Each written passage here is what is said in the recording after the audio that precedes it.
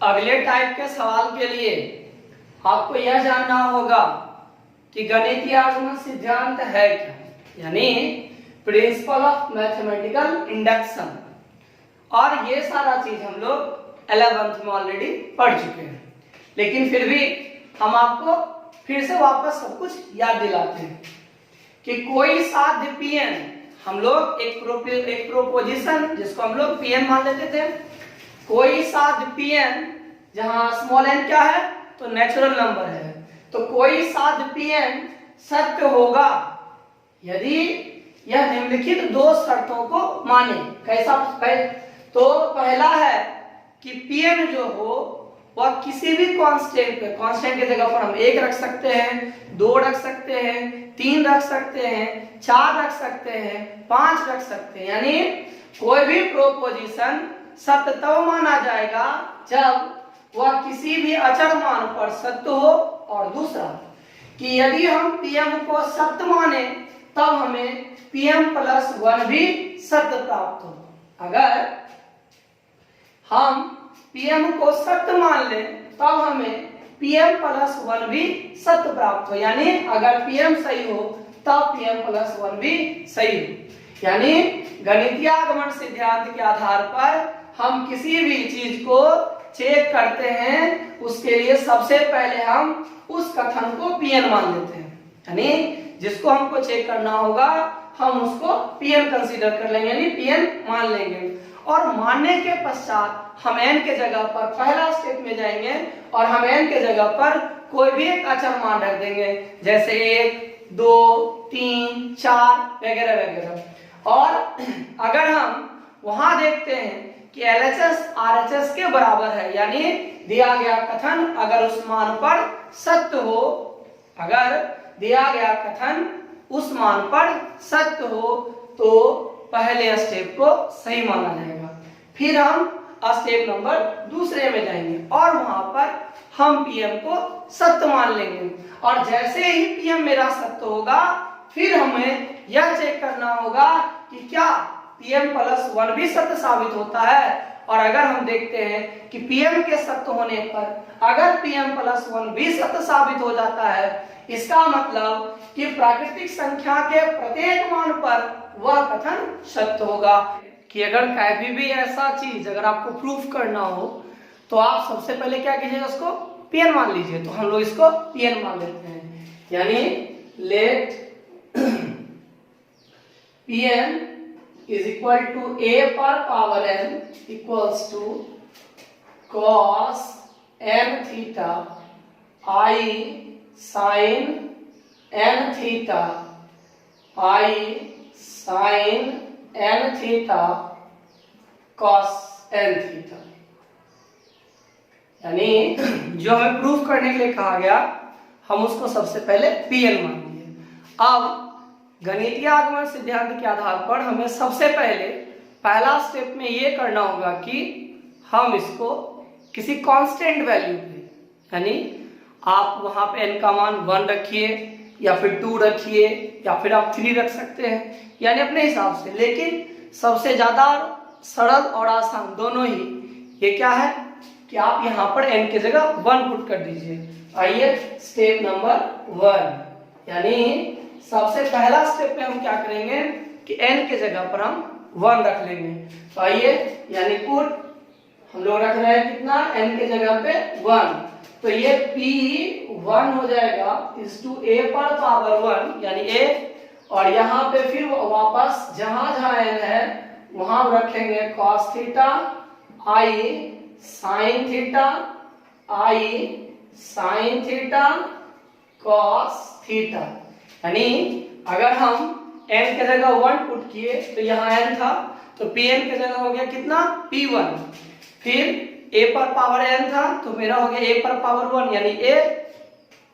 यहाँ आपका हो गया cos n थीटा, फिर ये I sin n थीटा, तो यहाँ n के जगह जब हम 1 रखें तो ये हो गया cos थीटा, ये हो गया I sin थीटा, ये हो गया I sin थीटा और ये हो गया आपका cos थीटा। तो फिर हम इसको अब हम लोग यहाँ देखते हैं, हमें पहले से पता है कि a का मान कितना, a कितना दिया गया हमको, तो a दिया गया था हमको cos थीटा आई साइन थीटा, आई साइन थीटा कॉस थीटा।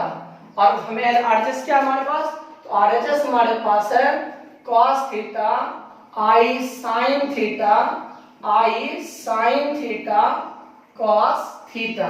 यानी हम इस ए का वैल्यू यहाँ पर रखे और हम क्या देखें यहाँ पे कि मेरा LHS और RHS दोनों आपस में क्या है, इक्वल है। जैसे ही हमारा LHS RHS इक्वल हो गया, इसका मतलब है कि n बराबर 1 पर, यानी हम कांस्टेंट पर यह चेक कर चुके हैं कि ये गणितीय आगमन, ये जो an जो है वो सही है, यानी पहला स्टेप इसका कंप्लीट हो गया।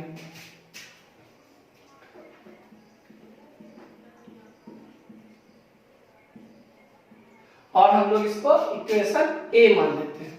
अब स्टेप नंबर 2 में चलते हैं। स्टेप 2 में हम करते क्या है, तो हम पीएम को सही मानते हैं, फिर उसके मदद से यह साबित करके दिखाते हैं कि पीएम प्लस 1 भी सही है। आइए स्टेप नंबर 2। स्टेप 2 में हम मान लिए, माना कि पीएम सत्य है। स्टेप 2 में क्या किया, हम मान लिए कि पीएम क्या है, सत्य है। हमें सिद्ध करना है कि, हमें सिद्ध करना है कि पीएम प्लस 1 भी सत्य है। अब सबसे पहले तो ये देखना होगा हमको कि पीएम है क्या। जरा गौर कीजिए, अगर यहाँ पर आप pn लिखे हैं तो सब जगह n है, उसी n के जगह पर जैसे ही हम m रखेंगे तो जहां जहां n है वहां वहां क्या हो जाएगा, m हो जाएगा। तो आइए हम लोग इसी को लिखते हैं, यानी मेरा pm क्या होने वाला है वो देखते हैं हम लोग। तो यहाँ हो जाएगा a पर पावर m, a पर पावर m, फिर यहाँ क्या बन जाएगा cos m थीटा, यहाँ बन जाएगा कितना मेरा cos m थीटा, और ये क्या हो जाएगा i sin m थीटा, ये हो जाएगा i sin m थीटा, और ये बन जाएगा cos m थीटा। और इसी को हम क्या करते हैं, इक्वेशन 1 मान लेते हैं, यानी हम इसको इक्वेशन 1 कंसीडर कर लिए, ये इक्वेशन 1 है।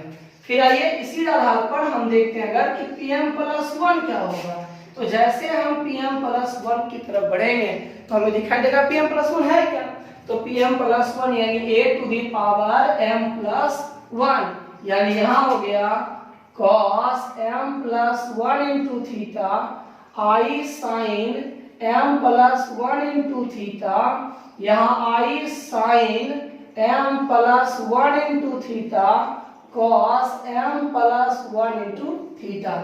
इसको हम इक्वेशन दूसरा मान लिए। इस प्रकार से हमें 2 इक्वेशन प्राप्त हो गया। अब इसमें करना क्या भाई, तो यहाँ पर a to the power m है और दूसरे इक्वेशन में a to the power m plus 1 है, यानी हमें ये करना है कि किसी भी प्रकार से इक्वेशन 1 को, इक्वेशन 1 के मदद से हम इक्वेशन 2 को प्रूव करना चाहते हैं कि इक्वेशन 2 भी वैसा ही होगा। अब आइए तो हम क्या कर सकते हैं, हम pm को सही मान के चले हैं, हमारा pm सत्य है। अब हमें ये दिखाना है कि pm प्लस 1 भी सत्य होगा। तो इस दोनों में अगर हम ध्यान से देखें तो अगर हम समीकरण 1 में a से गुना कर दें तो हमें समीकरण 2 का RHS प्राप्त हो जाएगा। और हम लोग समीकरण 1 में दोनों तरफ a से गुना कर दिए। जैसे हम a से गुना किए कि ये वाला जो मेरा टर्म है वो हमें मिल गया कितना, तो a to the power m plus 1। अब हम लोग इसमें फिर a का वैल्यू लिखते हैं, तो cos m theta i sin m theta i sin m theta cos m theta, और यहाँ हो गया आपका cos theta i sin theta i sin theta cos theta. अब हम इसको बारी बारी से गुना करेंगे, जिसमें क्या होता है कि हम पहले मैट्रिक्स के प्रत्येक रो को दूसरे मैट्रिक्स के प्रत्येक कॉलम्स के साथ बारी बारी से गुना करते हैं। तो आइए इसी आधार पर हम पहले पंक्ति को दूसरे के पहले कॉलम से गुना कर लेते हैं। तो क्या होता है उस पर ध्यान देते हैं हम लोग यहाँ। तो ये हो जाएगा आपका cos m theta into cos theta, यानी cos m theta into cos theta, फिर प्लस प्लस प्लस यानी plus i square sine m theta into sine theta. फिर पहला का हो गया, दूसरा का तो cos theta into i sine theta, यानी i cos m theta sine theta, फिर plus plus plus i sine m theta into cos theta. फिर यहाँ पे i इंटू cos थीटा यानी i sine m theta into cos theta, फिर plus plus plus यानी i cos m theta into sine theta, फिर यहाँ से plus plus plus i square sine m theta into sine theta plus cos m theta into cos theta. अब हम लोग इसको थोड़ा सा सजा लेते हैं। तो यहां से हो जाएगा मेरा cos m theta cos theta, और आई स्क्वायर का वैल्यू -1, क्योंकि हम लोग सभी जानते हैं कि आई का जो वैल्यू होता है वो क्या होता है, तो √(-1), जिसके कारण आई स्क्वायर का वैल्यू क्या होगा, तो -1। ये वाला चीज हम लोग यहाँ पे इस्तेमाल करेंगे, किसका, तो कॉम्प्लेक्स नंबर का। तो यहाँ पे आई स्क्वायर का वैल्यू माइनस, तो यहाँ हो जाएगा minus sine m theta into sine theta. अब इस दोनों में ही i कॉमन है, तो i को हम लोग बाहर निकाल लेते हैं। तो बचेगा कितना, तो sine theta cos m theta, फिर plus cos theta into sine m theta. अगर इस दोनों में ध्यान से देखें हम, तो यहाँ भी क्या कॉमन है, i कॉमन है, तो निकालिए। तो हो गया i sine m theta cos theta plus cos m theta into sine theta. यहाँ पे भी आई स्क्वायर का वैल्यू -1, तो हम क्या कर रहे हैं, इसमें पहले प्लस वाला टर्म लिखते हैं। तो प्लस का क्या है मेरा, तो प्लस का हो गया cos m theta into cos theta minus sine m theta into sine theta. ये मेरा टर्म पूरा हो गया। इस तरह से हम चीजों को क्या के पहले अरेंज कर लिए। अब यहाँ पर ट्रिगोनोमेट्री का दो फॉर्मूला लगने वाला है। पहला है sine a plus b, sine a plus b equal to होता है sine a into cos b plus cos a into sine b, जबकि दूसरा फॉर्मूला हम इस्तेमाल करेंगे वो है कॉस a प्लस बी, इसके बराबर होता है cos a into cos b minus sine a into sine b. हम फिर सबके बारे में बताते हैं। हम यहाँ पे दो फॉर्मूला यूज करने वाले हैं। पहला साइन a प्लस बी, जिसके बराबर होता है sine a into cos b plus cos a into sine b, और हम दूसरा फॉर्मूला जो इस्तेमाल करने वाले हैं वो है कॉस a प्लस बी, यानी cos a into cos b minus sine a into sine B.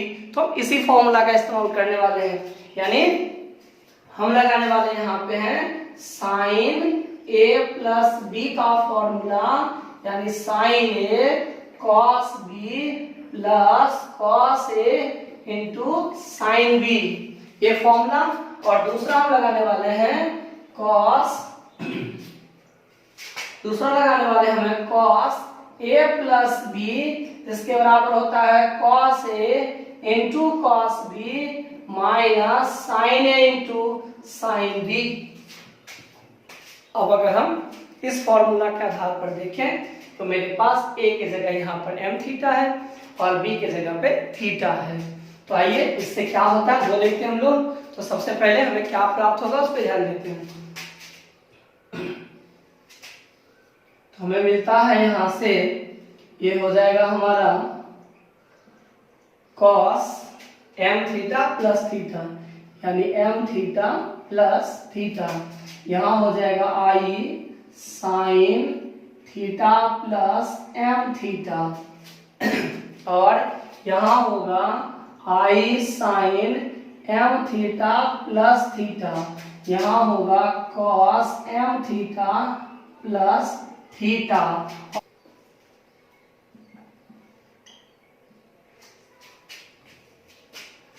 यदि हम थीटा को कॉमन ले लें तो हमें प्राप्त होगा cos m plus 1 into theta i sine m plus 1 into theta i sine m plus 1 into theta cos m plus 1 into theta, जिससे हमें इक्वेशन 2 प्राप्त हो जाता है। इस प्रकार से हम यह देखते हैं कि Pm के सत्य होने पर Pm प्लस 1 भी सत्य साबित हुआ।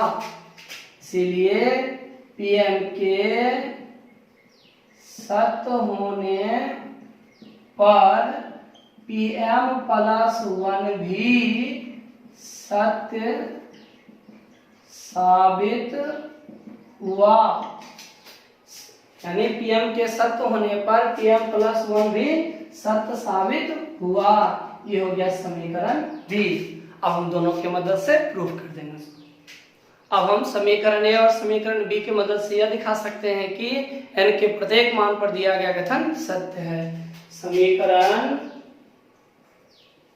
ए एवं समीकरण बी से गणितीय आगमन सिद्धांत से n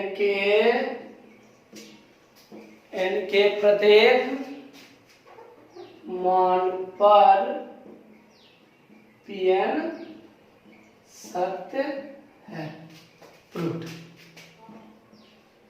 अब चलिए लैंग्वेज प्रॉब्लम में एक प्रॉब्लम और शुरू करते हैं हम। तो हम आपको बताए थे कि यानी इसमें आपको क्या करना है कि गुणन विधि द्वारा आपको वैल्यू निकालना है। तो गुणन यानी दो अवयवों को गुणा करना आपके लिए बड़ी बात नहीं है। यहाँ पर आपको मेन रूप से यह ध्यान रखना है कि आप अवयव कैसे बनाइएगा। अब जरा सोचिए कि ये दुकानदार के पास जो है वह है 20 दर्जन कमीज, 15 दर्जन पैजामा, 25 दर्जन उसके पास मौजा है, लेकिन जो जोड़े में है, क्योंकि आप किसी को एक पीस तो दीजिएगा नहीं, 2 पीस देना है, तो जोड़ा में है। और कमीज की कीमत, एक कमीज की कीमत 50 रुपया है, दूसरे का एक पैजामा का जो विक्रय मूल्य है वह 90 रुपया है, और जबकि एक जोड़ा मौजा का आपको विक्रय मूल्य 12 रुपया दिया गया है। तो आपको बताना है दुकानदार को कि आपका कुल विक्रय मूल्य कितना होगा। अब जब सोचिए कि दुकानदार को जब आप बताइएगा कि भैया आपका इतना हुआ, तो वो एक अमाउंट होगा, यानी आप उसको सारा का सारा ऐड करके एक बताइएगा। यानी एक बताने का मतलब हुआ कि उसको जो आप बताइएगा उसमें पंक्ति भी एक होगा और स्तंभ भी एक होगा, यानी आपके द्वारा प्राप्त किया गया अवयव का जो ऑर्डर होगा वह 1 बाय 1। जब हमारे द्वारा प्राप्त किए गए अवयव का ऑर्डर 1 बाय 1 होगा, इसका मतलब हुआ कि हमारे द्वारा प्राप्त गुणनफल अवयव की जो कोटि होगी वो 1 बाय 1 होगा। चूंकि हम यहां पर दो अवयवों को गुना करके रिजल्ट लाएंगे। अब सभी जानते हैं कि गुणनफल अवयव की पंक्तियों की संख्या पहले अवयव की पंक्ति के बराबर होती है, यानी पहले अवयव की पंक्ति हो गई 1। गुणनफल अवयव के स्तंभों की संख्या दूसरे अवयव के स्तंभों की संख्या के बराबर होती है, यानी दूसरे अवयव का स्तंभ भी हो गया 1। अब आपके पास 3 आइटम है, कमीज, पैजामा और मौजा। यानी हमको 3 चाहिए। तो यहाँ पर यानी पहला जो मेरा होगा वह होगा 1/3 ऑर्डर का मैट्रिक्स। चूंकि दो अवयवों का गुणन परिभाषित होना चाहिए, इसीलिए अगर पहले अवयव के स्तंभों की संख्या 3 है तो दूसरे अवयव की भी स्तंभों की संख्या 3 ही होगी। यानी ये कंफर्म हो गया कि पहला अवयव, पहला मैट्रिक्स जो हमको बनाना है उस मैट्रिक्स का ऑर्डर होना चाहिए 1/3, जबकि दूसरे मैट्रिक्स का ऑर्डर होना चाहिए 3/1। तो हम इस सवाल को आसानी से बना सकते हैं। यानी कि अगर हम इन अवयव को इस रूप में लिखे, देखिए ध्यान दीजिएगा, 240 ये कमीज हुआ, 180 पैजामा है और 300 मौजा है जो जोड़ा में है। यानी हमें दर्जन में दिया गया था, हम सबको 12 से गुना कर करके ले आए, यानी पीस में हिसाब से उसको बदल दिए। और यहाँ पर हमारा सभी का कीमत है, कमीज का कीमत, पैजामा की कीमत और ये मौजा का कीमत। अब चूंकि हमारा मैट्रिक्स कंप्लीट हो गया, अब देखिए बनाना इसको कितना सरल है। यानी हम लोग इसको केवल क्या करेंगे, मल्टीप्लाई कर लेंगे 240 इंटू 50, फिर प्लस 180 प्लस 90, फिर प्लस 300 प्लस 12, और यहां से हमें मिलेगा, आगे बढ़ेंगे हम लोग तो यहां से हम प्राप्त कर सकते हैं, गुना कर करके देखते जाइए। तो ये हो जाएगा 12,000, फिर प्लस 6200, फिर प्लस 3600, और यहां से अगर सबको ऐड कीजिएगा तो 31800। यानी इस प्रकार से हम यह देखते हैं कि उसे कुल कितनी राशि प्राप्त होगी। यानी कुल विक्रय मूल्य जो हो गया वह हो गया आपका कितना, तो 31800 रुपया। यानी हम लोग बस यही देख रहे हैं कि जितना भी लैंग्वेज प्रॉब्लम है, सबसे पहले आपको ये जानना होगा इसमें हमको मैट्रिक्स यानी उसका अवयव हमको कैसे बनाना है।